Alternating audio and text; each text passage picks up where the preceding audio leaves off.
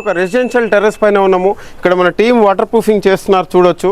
So ఇది వచ్చేసి మనకి ఫాస్ట్రాక్లో మనము బ్రష్ బాండ్ రూఫ్ గార్డ్ అనే ప్రోడక్ట్ తోటి ఇక్కడ టెర్రస్ పైన వాటర్ ప్రూఫింగ్ చేస్తున్నాము. సో ఇది కంప్లీట్ సిస్టమ్ ఏ విధంగా వర్కౌట్ అవుతుంది, ఎలా చేస్తున్నాం ఇక్కడ కంప్లీట్గా మనం చూడొచ్చు. సో ఇది వచ్చేసి మనము 45 GSM ఫైబర్ గ్లాస్ మెష్ అంటే ఇక్కడ చూడొచ్చు మనం.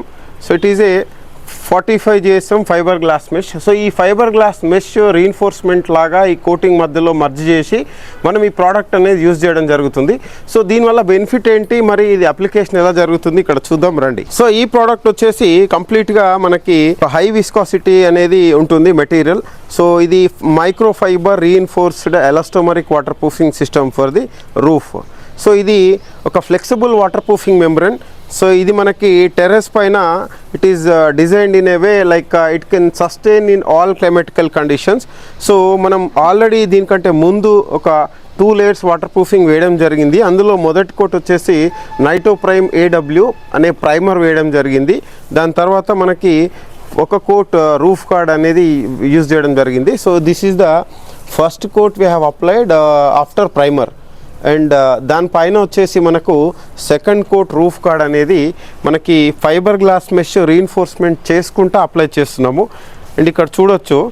సో ఇది వచ్చేసి మనకి 45 GSM ఫైబర్ గ్లాస్ మెష్ ఇదండి. సో దీన్ని మనము స్లాబ్ పైన ఇట్లా లూజ్ లేయింగ్ చేసి దానిపైన along with that second coat application అనేది జరుగుతుంది. So second coat application along with the mesh చేస్తున్నప్పుడు మెష్ అనేది మనకి సర్ఫేస్కి స్టిక్ అవుతుంది. ఇది మనకి ఫైబర్ గ్లాస్ మెష్ లేయింగ్ చేసిన తర్వాత దానిపైన సెకండ్ కోట్ అనేది వేయడం జరుగుతుంది. So along with the mesh laying చేసేటప్పుడే దానిపైన సెకండ్ కోట్ అనేది మనం వేసినట్లయితే మెష్ సర్ఫేస్కి మర్జ్ అవుతుంది. ఓకే. సో దీనిపైన అండ్ ఫైనల్గా 1 more coat brush bond roof guard అనేది వేయడం జరుగుతుంది. 1 coat primer and 1 coat roof guard. ఆ తర్వాత మనకి ఫైబర్ గ్లాస్ మెష్ లేయింగ్ చేసిన తర్వాత దానిపైనుంచి 2 layers ఆఫ్ రూఫ్ గార్డ్ అంటే టోటల్గా 3 layers roof guard and 1 layer primer. So 4 layer ఈ ఫైబర్ గ్లాస్ మెష్ అనేది రీఇన్ఫోర్స్మెంట్ అయింది. టోటల్గా ఇది 4 layer water proofing system. So 4 layerలో మనకి 1 coat నైటో prime AW and second coat వచ్చేసి మనకి brush bond roof guard. And దాని తర్వాత వచ్చేసి మనం ఈ 45 GSM fibre glass mesh laying చేయడం జరిగింది. సో దీనిపైన వచ్చేసి అనదర్ 2 layers. సో ఇది సెకండ్ లేయర్ రూఫ్ గార్డ్తో పాటు మనకి మర్జ్ అవుతుంది. సో ఇది టెర్రస్ పైన వేయడం వల్ల మెయిన్ బెనిఫిట్ ఏంటి మనం తెలుసుకుందాం. సో ప్రతి బిల్డింగ్కి కూడా మనకి టెర్రస్ అనేది it is a very important surface. So ఎందుకంటే ఇది exposed to all climatical conditions. So direct rainfall కావచ్చు, సన్లైట్ కావచ్చు and complete environmental impact, క్లైమాటికల్ impact అంతా కూడా మనకి బిల్డింగ్ రూఫ్ పైనే డైరెక్ట్గా ఉంటుంది. సో చాలామంది చేసే పొరపాటు ఏంటంటే బిల్డింగ్ టెర్రస్ని అసలు పట్టించుకోరు. సో మనకి ఒక బిల్డింగ్ ఎక్స్టీరియర్కి అండ్ ఇంటీరియర్లో మనం ఏదైతే శ్రద్ధ చూపిస్తామో అదేవిధంగా మనం టెర్రస్కి కూడా శ్రద్ధ చూపించినట్లయితే సో టెర్రస్ అనేది చాలా లాంగ్ డ్యూరబుల్ లైఫ్ వచ్చే అవకాశం ఉంది. సో అన్నిటికంటే ముఖ్యమైనది టెర్రస్. ఎందుకంటే so it is a reinforcement cement concrete. So దీంట్లో మనకి స్టీల్స్ ఉండడం వల్ల మనకి స్టీల్ రస్ట్ వచ్చే అవకాశం ఉంటుంది. సో బిల్డింగ్లో స్ట్రక్చరల్ ఎలిమెంట్స్ అనేది these are very important.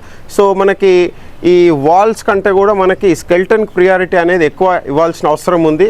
So terrace పైన డెఫినెట్గా మనం ఈ విధంగా మనము పీరియాడికల్ మెయింటెనెన్స్ కింద వాటర్ ప్రూఫింగ్ చేసుకున్నట్లయితే building life and slab life అనేది డ్యూరబిలిటీ ఉంటుంది.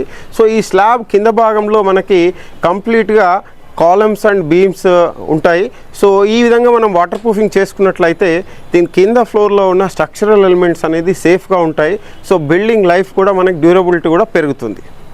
విత్ మెష్ చేస్తే కనుక దీని థిక్నెస్ వచ్చేసి 1300 మైక్రాన్ అంటే 1.3 mm థిక్నెస్ అనేది ఫామ్ అవుతుంది.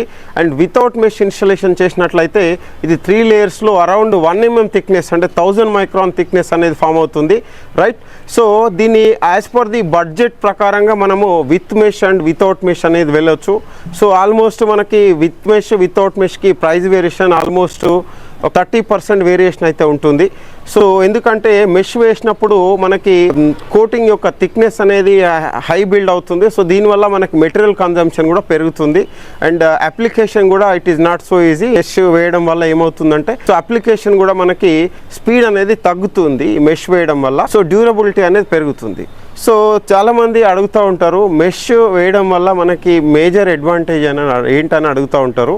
సో మెష్ వేయడం వల్ల మేజర్ అడ్వాంటేజ్ ఏంటంటే ఫ్లోరింగ్లో వచ్చే థర్మల్ ష్రింకేజ్ క్రాక్స్ ఇవి మనకి ఈ ఫ్లోరింగ్ క్రాక్స్లో వచ్చే మూమెంట్ని ఈ ఫైబర్ రీఇన్ఫోర్స్మెంట్ అనేది తీసుకొని ఆ మూమెంట్ని న్యూట్రల్ చేస్తుంది. సో దానివల్ల ఒక పర్టికులర్ ఏరియాలో మూమెంట్ ఇంపాక్ట్ చూపించకుండా అది సర్ఫేస్ ఏరియా మొత్తం కూడా డైవర్ట్ అవుతుంది. సో దానివల్ల ఏమవుతుందంటే మనకి క్రాక్ ఓపెన్ అయ్యే ఛాన్సెస్ అనేది తగ్గుతుంది.